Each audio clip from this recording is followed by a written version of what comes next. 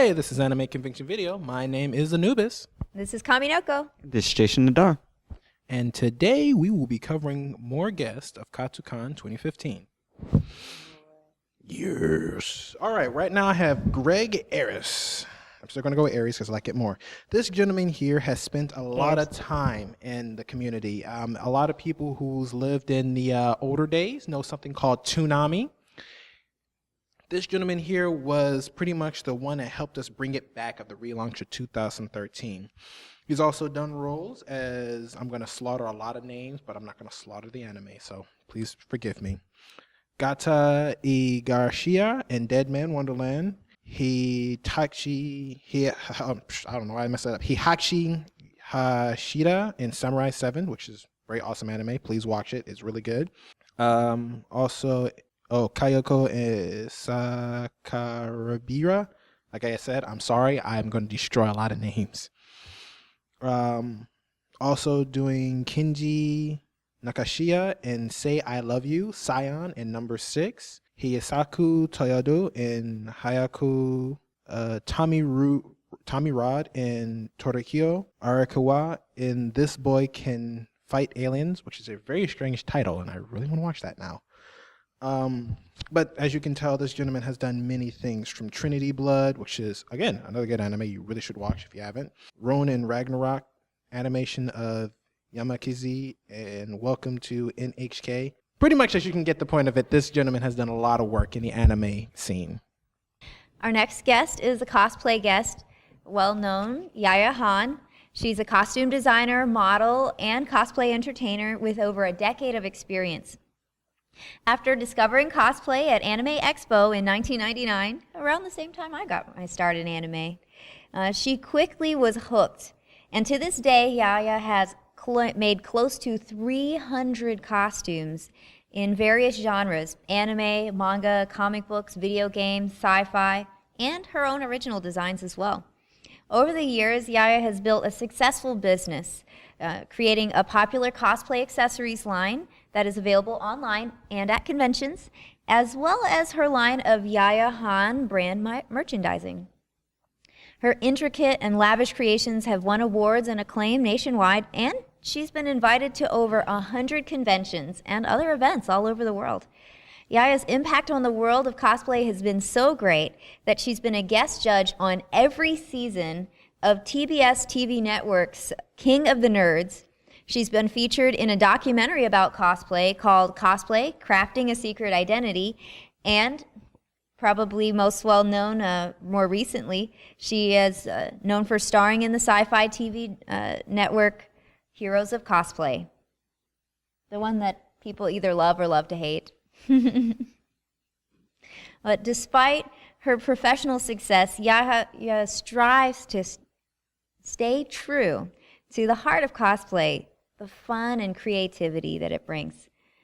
She's incredibly excited to return to Katsucon, which is her favorite convention to cosplay at. Okay, next we have for you Starpower, that's created by Michael T. and Garth Graham. I just checked it out last night. It's so awesome. You had me staying up way too late reading it, and I'm excited to read more. Okay, Michael T. and Garth Graham, they spent years working on fantasy webcomics.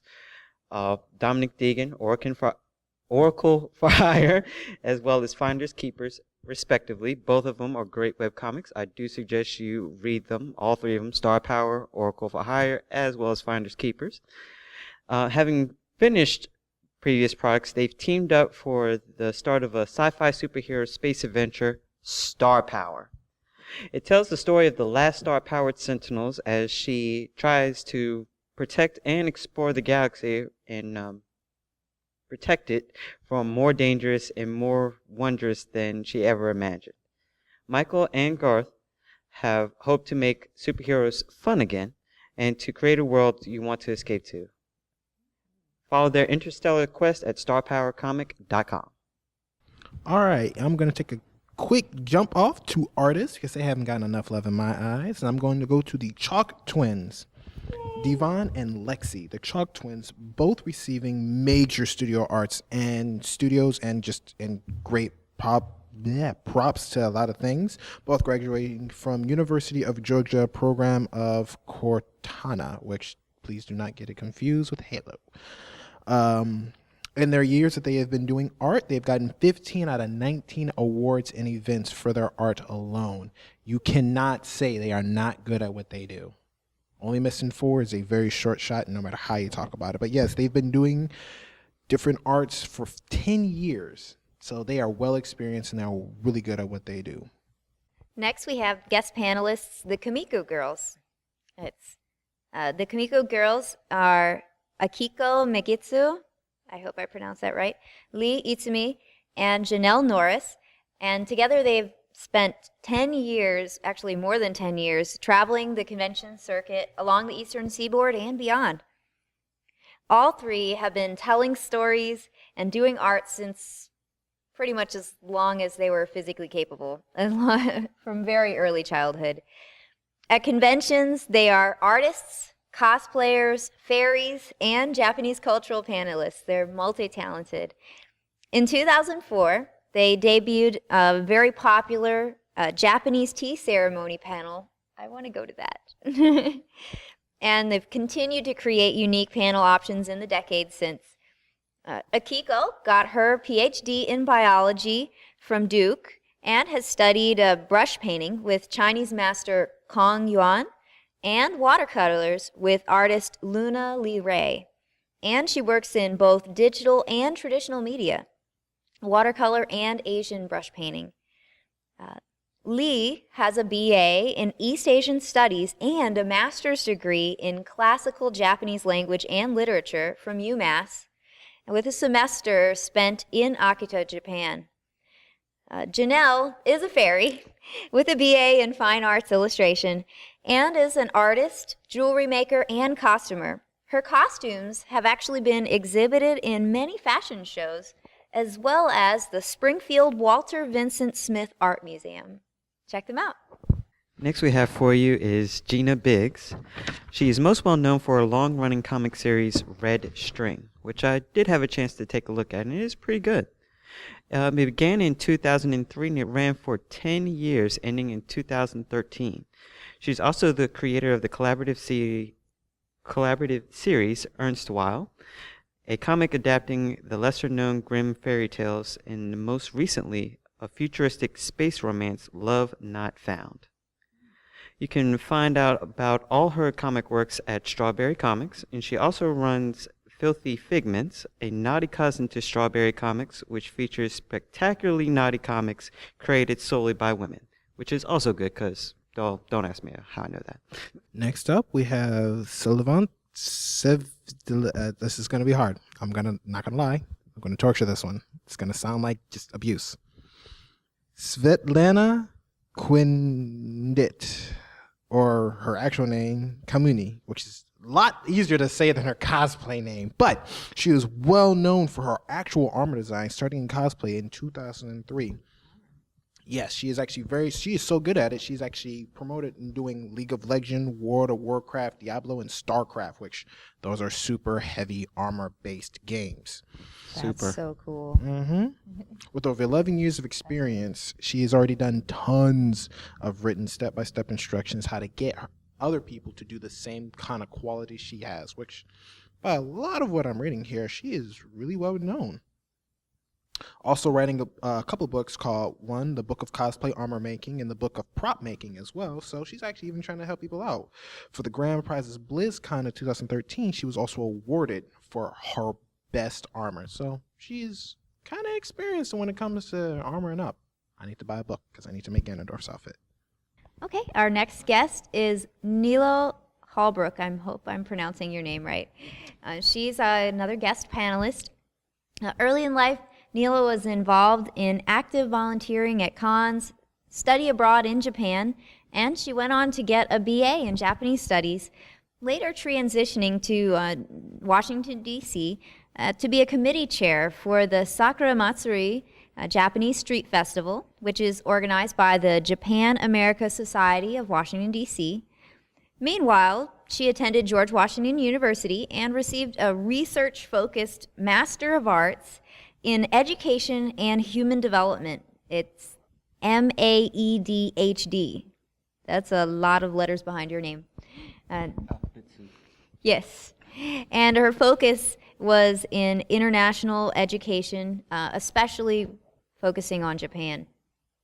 Nilo's graduate research encompassed many educational topics, but favorites included Japan's internationalization and study abroad, cross-cultural communications education, and the globally received effects of Japanese popular culture on language, education, study abroad, and students. That would be pretty cool, since I think I read that Japan's major export now is actually pop culture, so there's a lot there. Yeah, they're like 60 years in the back because they still have greaser haircuts and stuff.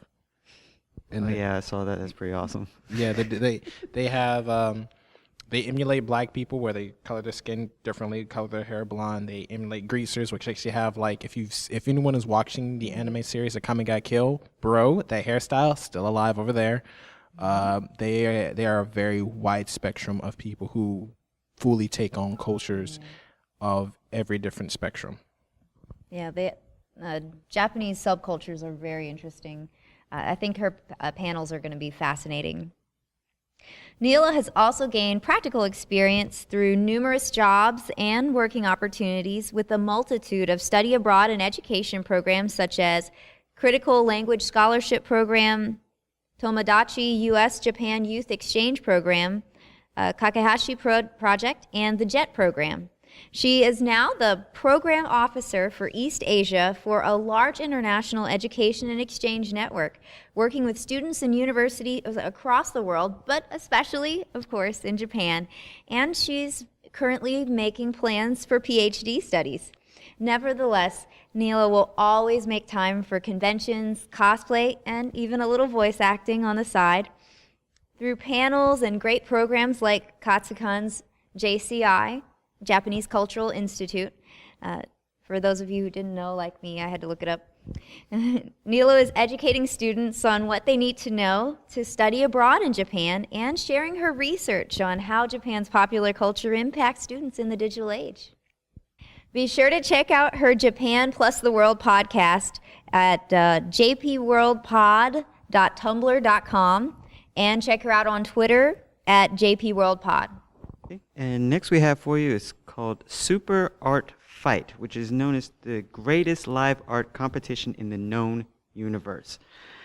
They returned to Katsucon stronger than ever, coming off an amazing 2014 that sent them all the way across the United States into the internet with their first ever web show, which is also available on YouTube. So I do strongly suggest you go and look that up.